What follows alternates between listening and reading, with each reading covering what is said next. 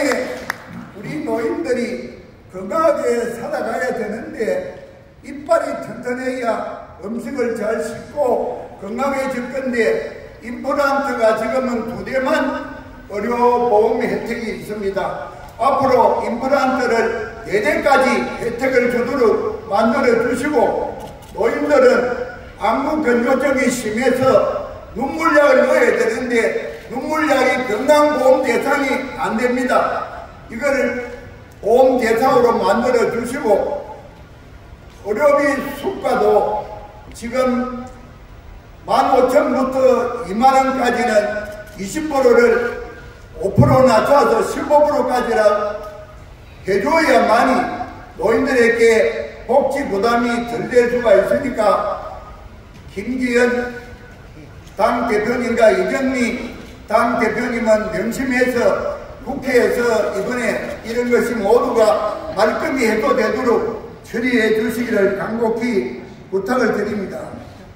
그리고 지난번에 지하철을 무임으로 하는 문제에 대해서 연령을 높이자 말자 하는 그런 말씀이 있었습니다.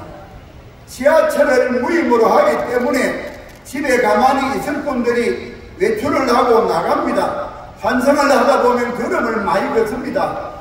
그러니까 노인들이 건강해져가지고 1년에 의료비가 연 4천억 원이 절감되는 그러한 건강에 큰 도움을 줍니다. 또 지하철을 무료로 하기 때문에 꽃배달이나 소품의 배달을 하면서 노인들의 일자리가 많이 생기집니다. 그리고 천안까지도 지하철이 가니까 한 사람이 10,000원을 가지면 별 돈이 아니지만은 내년 5년이 한조가 되어 가면은 4~5만이 되지 않습니까? 지하철 천안까지 타고 가서 온천 모여가고 현충사 무료 관람하고 병천 순대에 소주 한잔 하는 기쁨이 있습니다. 또 춘천 호반의 도시 경치를 감상하고 닭갈비에 막국수를 한잔하고 또 소주도 한잔하는 기쁨이 있고, 춘천에는 노인들 때문에 닭갈비 골목이 생길 정도로 경제에 큰 순환 효과를 줍니다. 이렇게 노인에게 지하철 무임이 큰 도움을 주는데 이걸 갖다가 연령을 높이자 없애자 하는 망발을 하는 그런 정치인들은 정신 차려야 됩니다. 이렇게 제가 주장을 다녀보면은 우리나라는 지하철 있는 대도시만 사람 취급을 한다. 그 소리가 무슨 말입니까 하니까, 지하철 없는 지방 도시는 어디서든 돈을 내고 타는데 대도시는 지하철을 무임하니까 우리나라는 대도시 타는 사람은 사람 취급하는 나라 아니냐, 이런 일난을 봤습니다. 그래서 1984년에 노인복지법 제26조 경로 우대 조항에 수동시설에서 지하철과 도시철도를 100% 무임으로 한다고 되어 있는데, 지하철 탈 때에 시작에서 종점까지 아무도 안 타도 그 전기요금, 사람이 타고 가도 그 전기요금입니다. 낮에 자리가 텅텅 비었는데 노인이 탄다고 전기요금이 더 듭니까? 이번에 국토교통부가 대한교통학회에다가 용역을 줬는데 노인이 성취하는 것하고 지하철 적자하고는 아무런 상관관계가 없다고 전문가가 발표를 했습니다. 그런데 오늘 집권 여당의 대표인 김기현 대표님이 오셨는데 노인복지법 26조 시행령에 지하철과 도시철도가 있고 거기다가 시내버스 하나를 집어넣으면 버스도 무임을 할 수가 있습니다. 버스도 출퇴근 시간 제한을 하면 낮에 빈자리가 텅텅 비어가 다닙니다. 그리고 준공영제라서 광역시도지사가 버스 대당 100만원 이상 지원을 해봅니다.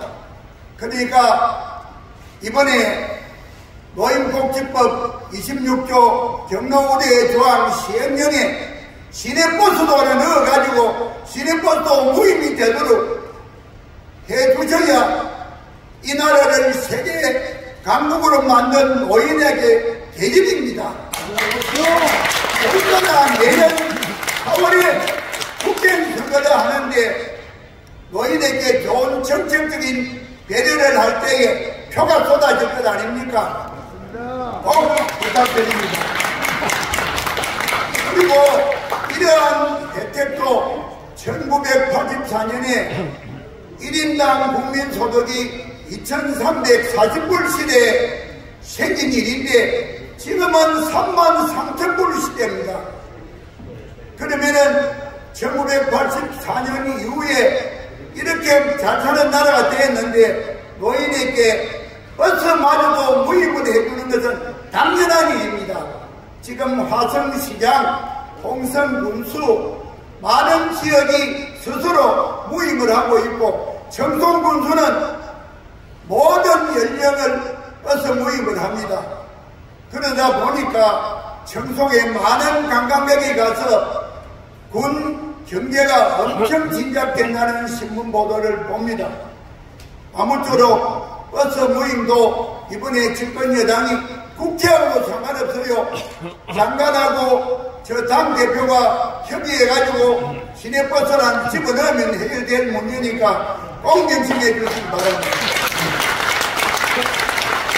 그리고 내년 4월이 총선인데 지난 대통령 선거 때도 윤석열 후보가 450도 졌고 230도 졌습니다.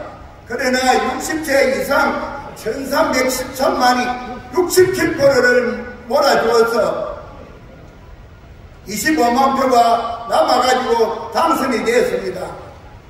윤석열 대통령을 뽑았듯이 노인에 대한 배려를 잘하면 내년 4월에는 국민의힘이 다수당이 될 수도 있음을 명심해 주시기 바랍니다. 그런데 비례대표에 여성이고 청년이고 노조고 장애인이고 다 배려가 되어 있는데 1,000만원에 되는 노인은 배려가 안 됩니다. 이거 말이 됩니까? 내년 4월 비례대표에 당선권에 노인 대표가 꼭 원내에 진입해서 노인의 목소리를 대변할 수 있도록 꼭 배려해 주시기를 당부드립니다. 그리고 재향군인회가 대한민국 재향군인회 법에 의한 특별 특수법인이고 경찰 경우에도 대한재향경우회법에 의한 특수법인입니다. 그런데 천만의 대한노인회는 수만 개 중에 하나인 사단법인에 머물고 있습니다. 옛날에 지금 국토교통부 장관하는 원희룡 장관이 한나라당의 사무총장을 할 때에 사단법인인 대한노인회를 법적 지위를 높이기 위해서 대한노인회 지원에 관한 법률을 대표 발의회가 통과시켜서 지금은 국기조항이나 모든 것이 확보가 되어 있는 대한노인회 지원에 관한 법률이 있습니다. 그 법률에 갈로 약칭 대한노인회법 갈로 닫고 이렇게 되어 있습니다. 그러니까 아무쪼록 이번에 국회에 입법 발의가 되어 있는 대한노인회 지원에 관한 법률을 대체해가지고 대한노인회법이 통과됨으로 해서 대한노인회가 지위가 더욱더 확보될 수가 있으니까 희당의 강기훈 의원이 법안심사소위원장입니다. 아무쪼록 오늘 축사하시고 가시거든 강기훈은 불러가지고 바로 통과시켜주길 강력히 부탁드립니다. 김정민 정의당 대표님도 정의당이라는 이름처럼 정의롭게 노인 세대에 대해서 같이 힘을 합쳐서 대한노인회법이 통과되고 노인복지를 위한 여러가지 제도가 이번에 개선될 수 있도록 협조해 주시길 바라고 정의당의 무궁한 발전도 기원드리겠습니다. 박정은 의원님도 참석해 주시고 1일 차관님은 대통령 축사를 계속하기 위해서 또 와주시고 이곳 중부를 관할하는 김별성 청장님 또 유관단체 대표님들이 많이 오시고 우리 전국의 연합회장님, 시회장님, 오늘 수상자 가족 여러분들이 많이 오셔서 대단히 감사드리고 우리 김철수 부회장은 이번에 대한특집가사 회장이 되어가지고 박수를 한번 받아야 돼. 멀리 독일에서 간호사 1기로 가서 정착을 하고 독일 지회장을 맡고 있는 하영준 회장이 기업관리에서 왔습니다.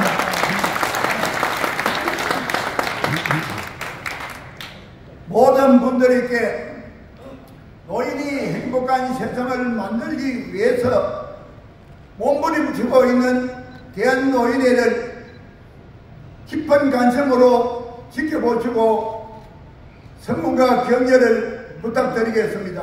감사합니다.